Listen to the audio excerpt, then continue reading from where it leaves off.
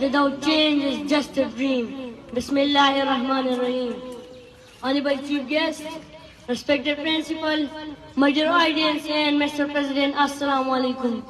The stain on which I will share my stain is based on a famous slogan, nothing to lose but change.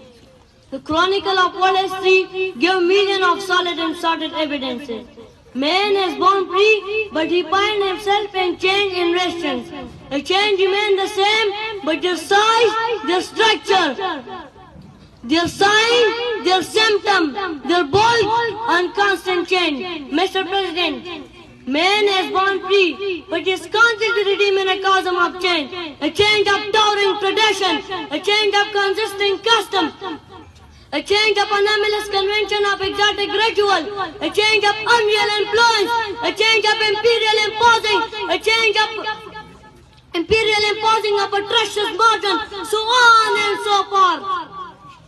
Mr. President, they all say that man is unique, that man is exceptional. Indeed, all those slogans are nice, bright, and embellished with an apex of brevity. However, no one can deny the ambiguous fact.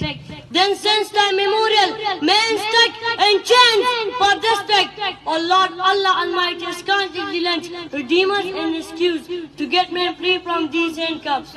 But these handcuffs cannot be removed. And in man to be rational, and in man to be wise, and in man to be hopeful, and in man to be boastful, to be formed, to be desirous of his goal, and practical on his objectives.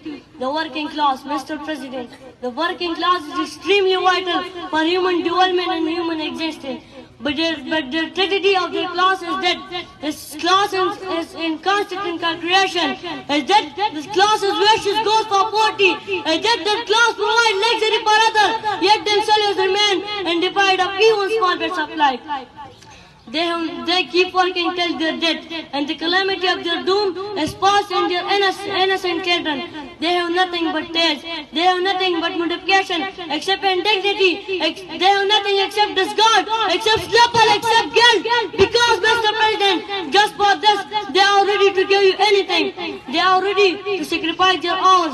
They are ready to give you their respect, their dignity, their prestige, their honor, their cash, their standing. They are ready to give you anything. Because, Mr. President,